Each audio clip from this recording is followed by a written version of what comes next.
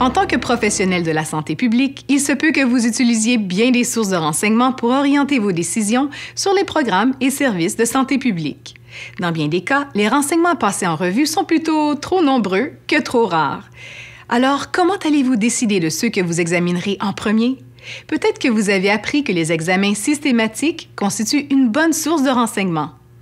Mais êtes-vous vraiment sûr de ce qu'est un examen systématique ou de la mesure dans laquelle il diffère d'autres examens? Dans la présente vidéo, nous allons étudier divers types d'examens et expliquer en quoi ils sont différents. Mais d'abord, examinons pourquoi un examen s'impose alors que les études individuelles sont si nombreuses. Servons-nous de la saine alimentation comme exemple pour illustrer pourquoi une étude individuelle ne suffit pas à orienter une décision de pratique sur le recours à une intervention en ligne pour promouvoir la saine alimentation auprès des adolescents.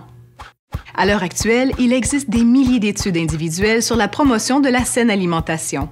Elles sont destinées à évaluer l'efficacité d'intervention, mais chacune d'elles permet seulement d'examiner une faible partie de la population à la fois. La leçon tirée d'une étude sur un très faible nombre de personnes est appliquée à toute la population. Si des chercheurs veulent savoir si des interventions en ligne constituent un moyen efficace d'augmenter la saine alimentation chez les adolescents, ils en invitent à participer à une étude. Certains sont soumis à l'intervention, d'autres pas.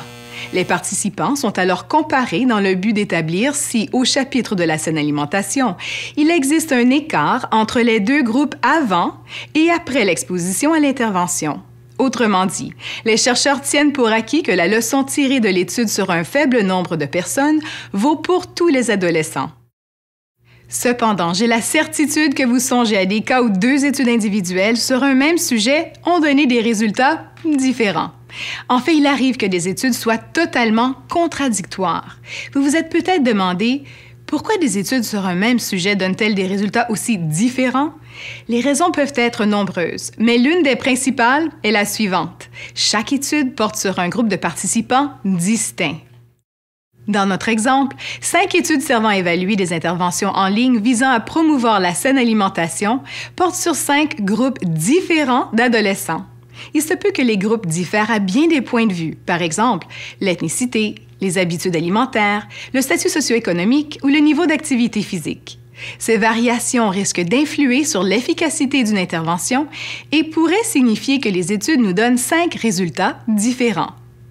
En pareil cas, comment pouvons-nous avoir la certitude que l'une ou l'autre des études peut répondre à notre question?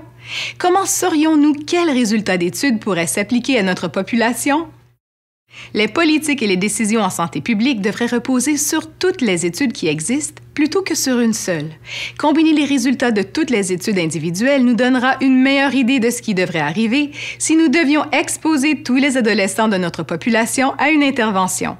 Lorsque diverses études sont résumées ainsi, c'est ce qui s'appelle un examen.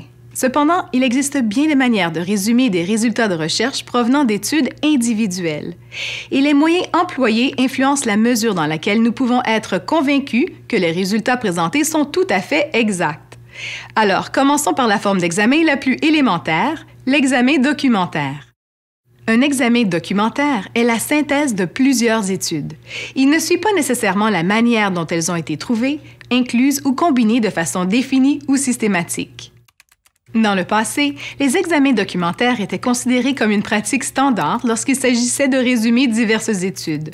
Cette approche s'apparente au fait qu'une personne ouvre, dans son ordinateur, un fichier où elle sauvegarde des études, choisit celle qu'elle préfère et résume les résultats.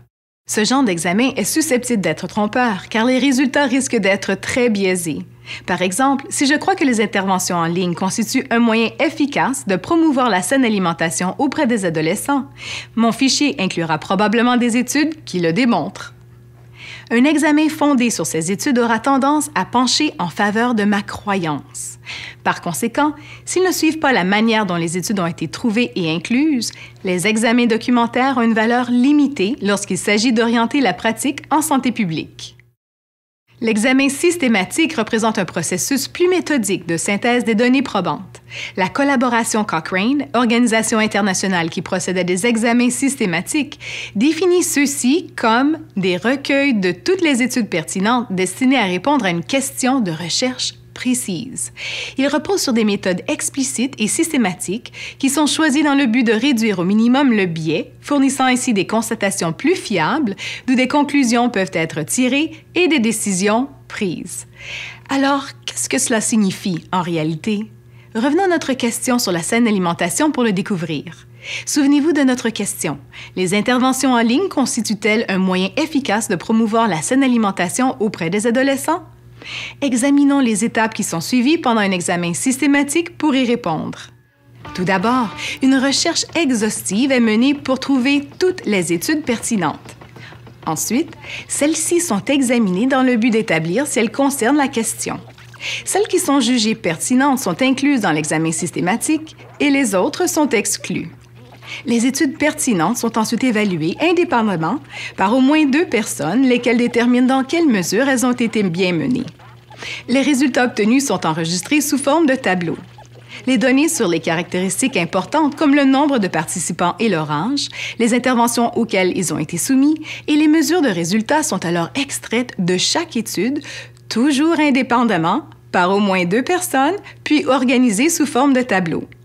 Aux dernières étapes d'un examen systématique, les membres de l'équipe d'examen discutent des conclusions tirées d'une étude à l'autre, décident de l'efficacité de l'intervention et regroupent les résultats de la synthèse dans un document. Avant que l'examen systématique soit amorcé, des décisions sont prises sur la manière dont chaque étape sera suivie et sont notées dans un protocole. Il importe que ce dernier ne soit pas modifié pendant l'examen systématique. Tous les détails dont une personne aurait besoin pour reproduire l'examen devraient figurer dans un rapport final. Ces étapes uniformes signifient que les conclusions d'examen systématique sont plus susceptibles d'être vraies et dignes de confiance pour la population que celles d'une étude individuelle et sont donc plus fiables pour la prise de décision en santé publique. Un examen systématique vous indiquera si une intervention est efficace ou non, mais elle ne vous donnera pas d'estimation numérique globale de l'effet. Pour ce genre d'informations, vous devez utiliser une méta-analyse. Je me fais souvent poser la question suivante. Quelle est la différence entre un examen systématique et une méta-analyse? Essentiellement, une méta-analyse exige de suivre les mêmes étapes que nous venons de décrire dans le cas d'un examen systématique. Toutefois, elle va un peu plus loin, car elle combine les conclusions de toutes les études individuelles incluses dans l'examen en une seule réponse numérique. Cette réponse quantitative peut fournir de solides données probantes pour mieux prendre une décision. Bien que les examens systématiques nous indiquent si une intervention fonctionne ou non, non seulement les méta-analyses nous révèlent si elles fonctionnent, mais elles nous montrent aussi dans quelle mesure. Dans notre exemple, l'examen systématique d'intervention en ligne destiné à promouvoir la saine alimentation auprès des adolescents nous montre que l'intervention a augmenté la saine alimentation. La méta-analyse nous indique l'ampleur de l'augmentation. Afin d'en savoir plus sur l'interprétation des résultats d'une méta-analyse, voyez notre vidéo « Comprendre une méta-analyse en 5 minutes ou moins ». Il est parfois impossible d'effectuer une méta-analyse. Par exemple, quand il existe d'énormes différences dans les populations étudiées, les interventions appliquées ou les résultats mesurés.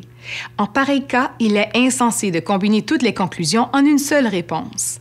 Alors, un examen systématique où les résultats d'études individuelles sont évalués sans être combinés numériquement s'avère plus approprié. Dans la présente vidéo, nous avons examiné la différence entre 3 types d'examens: les examens documentaires, les examens systématiques et la méta-analyse. Vous avez également appris pourquoi les examens systématiques et la méta-analyse conviennent mieux que des études individuelles lorsqu'il s'agit d'orienter la prise de décision en santé publique. En reconnaissant les forces et les limites de ces examens, vous aurez moins de mal à décider quand et comment y recourir.